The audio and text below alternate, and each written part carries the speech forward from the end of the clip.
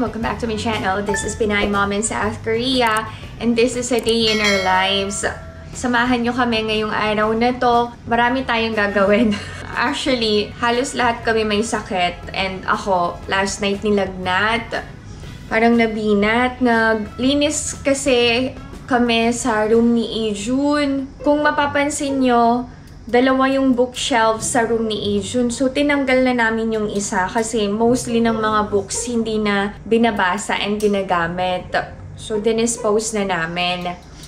And, nung nag-start akong mag-learn sa center, yung professional organizing, naisip ko na madami talagang mga gamit sa bahay na hindi naman na ginagamit and nag-iipon lang na alikabok.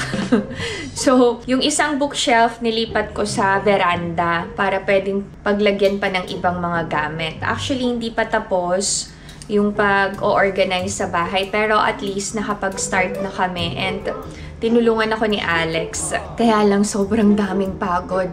Grabe.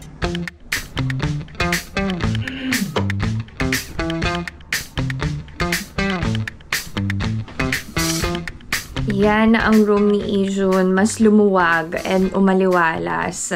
I'll show you kung paano ko din i-organize ang veranda. Medyo magulo pa. Magluluto muna ako ng breakfast namin. Diyan lang kayo. For our breakfast, magluluto ako ng Hanu Tok Kalbi. Simple lang. Pupunta kasi kami sa farm to visit my in-laws. Na mimiss ko na yung mga biyanan ko. Tsaka yung lutong bahay ni Omoni. I don't know. Kapag medyo matagal na kaming hindi nakakabisita sa farm, ako mismo yung nagsasabi kay Alex na bisita kami. Alam nyo ba, si Alex na gusto ko na magtampo kasi wala siyang kusa na magpunta sa bahay ng mga magulang niya. So kapag weekend, gusto niya na nagpapahinga lang or family day. Pag nagpupunta kami sa farm, hindi makahilata si Alex. Hindi kagaya nung ginagawa niya dito sa bahay. I don't know. Sabi ko sa kanya, di humiga ka lang ng humiga. Parang he feels sorry kapag gagawin niya yon sa bahay ng mga magulang niya. Kasi minsan na nga lang kami magpunta, hihilata pa siya. Anyway, so, most of the time, ako talaga ang nag-e-effort na bisitahin ng mga biyanan ko. And it's okay, alam nyo ba? Mas ma-appreciate ng mga biyanan natin kung tayong mga daughter-in-laws ang magte-take ng initiative para tawagan, kamustahin, and bisitahin ng mga parents-in-law natin. Extra points yun sa atin. Sa pagpunta sa farm, hindi namin makakasama si Ijun. Merong schedule si Ijun together with his classmates. So, nag-decide sila na mag-chicken. Alam nyo ba, ayaw kong payagan kasi bawal sa kanya ang chicken. Kaya lang sabi ni Alex, i-allow lang si Ijun na makipagkaibigan and makibonding. Kasi isang taon niyang makakasama yung mga kaklase niya. And para magkakilanlan sila. Magkakilanlan. All boys lang. Alam niyo, nakakatuwa sa mga bata. Nagkikwento sila ng mga ganap sa school. Kahit hindi itanong. Pero madalas nagtatanong talaga kami ni Alex. 2 eggs lang. 1 for Alex, 1 for Ina.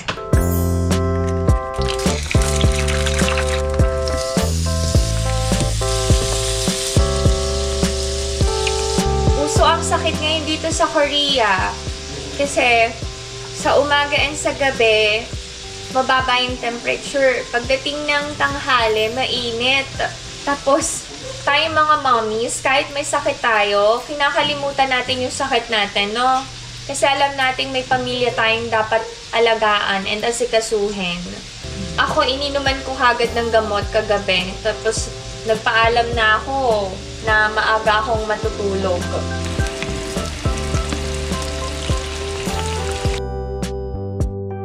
Merong ginagamit si Ijun na hearing device na kinakabit niya on his own. Ito yung Opus. Hindi na kailangan ng pin. Pero itong Rondo 2 yung pinapagamit namin sa kanya sa school and paglalabas siya. Para hindi masyadong halata. Kasi natatakpan ng hair niya yan.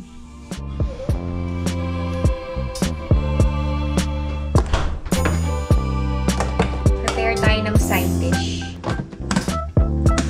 Alam nyo ba, may natutunan ako sa pag-aaral ko sa center. Hindi ko alam kung matagal nyo na din tong alam to, netizens. Dito sa Korea, free ang lunch ng mga students. And hindi nawawala yung radish side dish. Or yung mga root crops. Kasi yung mga root crops daw maganda para sa brain. Kaya sabi nung teacher kung gusto mong mag-develop, mag-function ng maayos ang utak ng estudyante, pakainin lang ng mga root crops. Basta yung galing sa lupa. Ito galing kay Omo nito. Kaktugi. Sarap. Ay, parang nasunog na yata. Hindi naman. Carry na. Ay! Oh my God! Buntik na mahulog!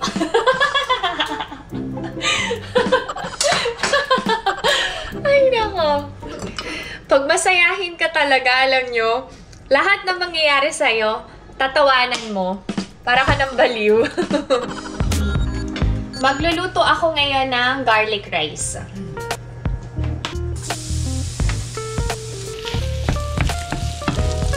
Lagyan natin ng herb salt. Okay na. Okay na to. Okay na yung breakfast namin. Magluluto sana ako ng soup. Pero hindi na lang. May mga side dishes naman. Ipe-prepare ko lang. This is our breakfast. Kain tayo. Hindi masarap. Ay nako.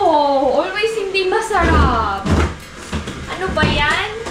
Ano ba yan? Ano ba yan? Hindi na naman masarap, pero kain ng kain.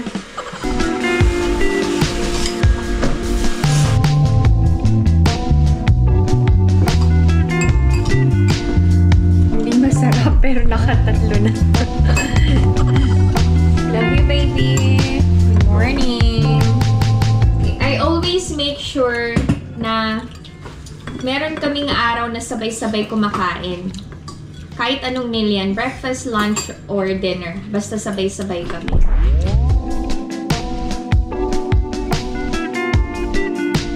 Yujuna, you say bye-bye. You're gonna go with your friends. Bye. Kami lang kasing tatlo ni Alex, Ina, and syempre, yours truly, ang pupunta sa farm. Naku, mamimiss ka ni Haraboji mo. And Halmoni. Sorry. Sorry daw. Samahan nyo na kami to, netizens. Diyan lang kayo.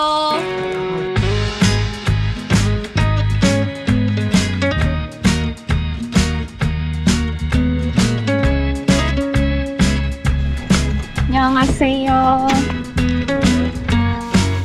Nag-bake ng sister-in-law ko ng tinapay. Gagawa ng side dish si Omoni. Mapait to, parang ampalaya yung lasa.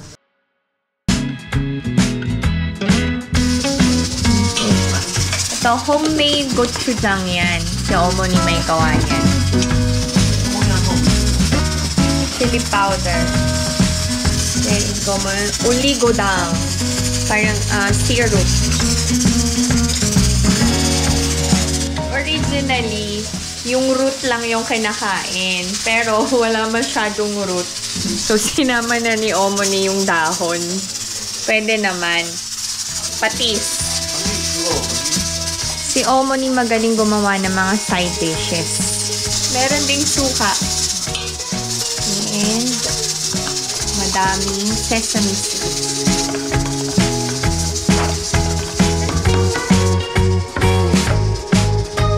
Iuuwi namin yan.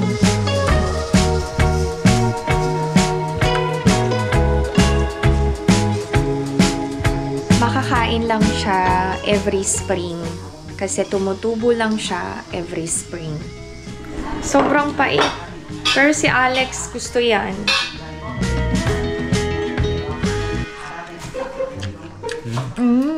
Asa.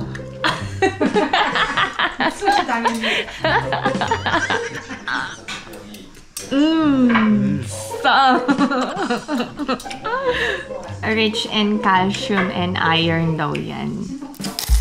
Gagawa ng another side dish. Yung maliliit na dilis na may garlic.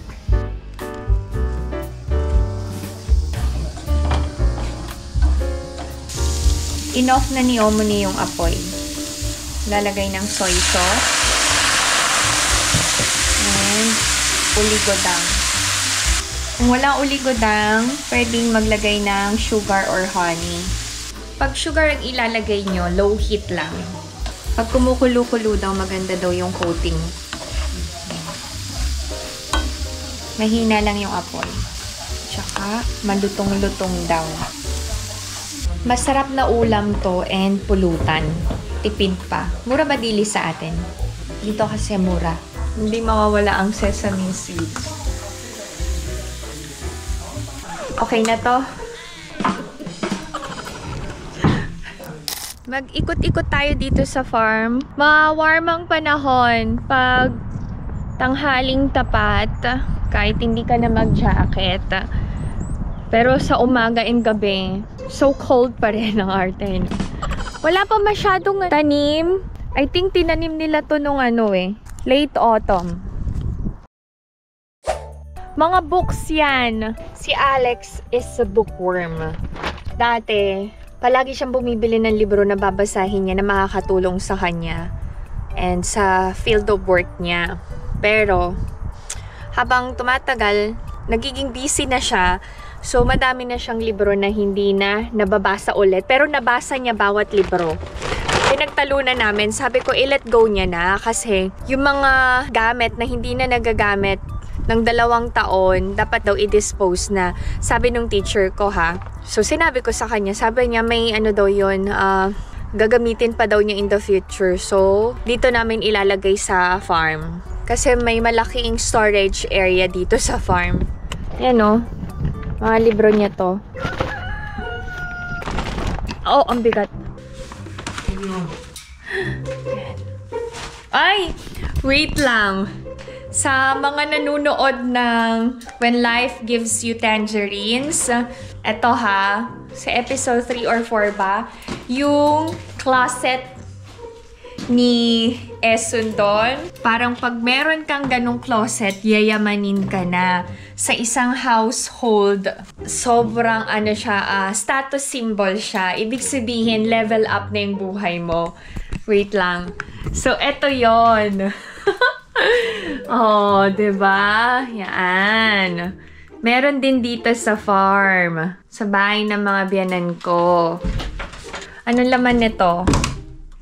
Okay, nandito yung mga libro.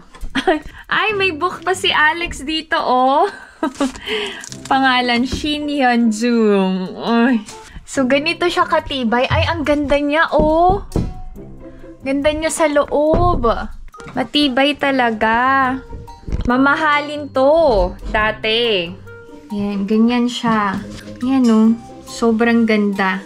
Pero, syempre, modern na ang mga designs ng closet. Kaya, parang hindi na to na-appreciate ngayon. Pero, status symbol to ng isang tahanan. Lalo na ng isang may bahay. Kapag meron siyang ganito, ay, yayamanin. Si Alex nag-aayos ng libro niya. So, ikot na tayo sa farm. Soon, magkakaroon na ng buds to. Ayan, malinis pa. May mga naiwan pang, walnuts sa puno. Ayan. Ayan nga, Hindi na makain-kain. Hinayaan na lang matuyo. Sa sobrang dami ng pananim dito, hindi na rin namin makain lahat. Naayos na ni Abu G. Okay, nandito ang mga kokodek. Wait, paano ba tayo papasok? Yan, ayan sila. Hi! Kokodek, kokodek! Kruk, kruk, kruk, kruk! Kruk, kruk, kruk, kruk, kruk! Oh. Kruk, kruk, kruk, kruk, kruk, kruk! Ang cute nila.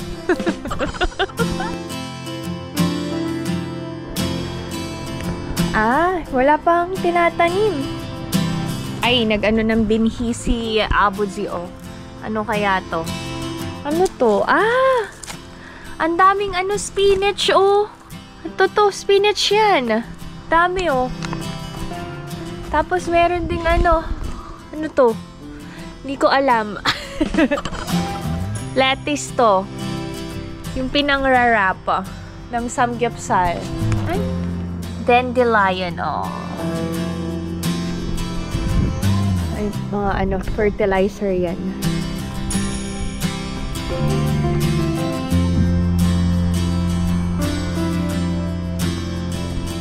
May mga kokodek dito, oh.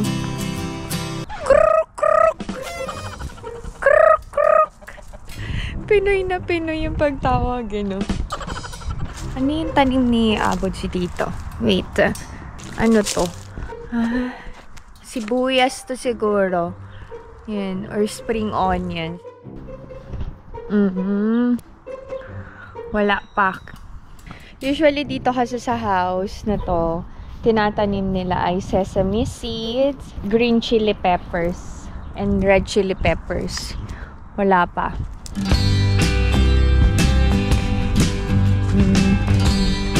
Ang mga farmers, busy na yan sa farm.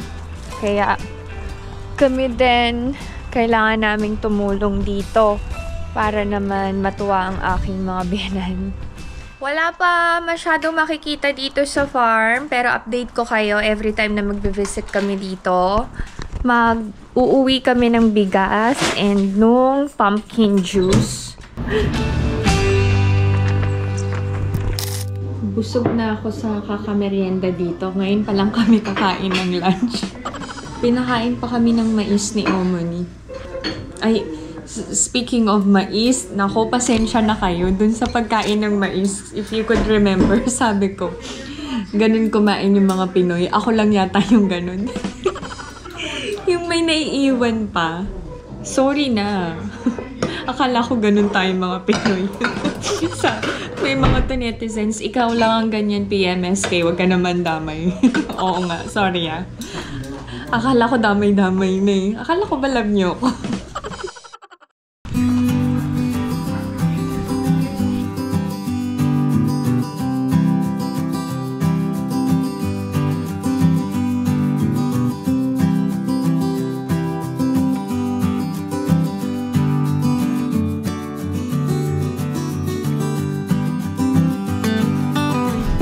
Annyeonghaseyo! Kayo? Okay, we're going home na. That's it. This is my video for today. Thank you so much sa pagsama sa amin ngayong araw na ito. I hope that you enjoyed watching, and sa mga daughter-in-laws dyan, make sure na hindi nyo nakakalimutan ang parents-in-law nyo. Palagi nyo silang i-consider as your tunay na magulang. So, if you enjoyed watching this video and new to my channel, please consider subscribing, like, and share. Baby! Hi, Mom in South Korea. Okay, bye! Say bye-bye! Bye-bye! Hinapa! Bye-bye!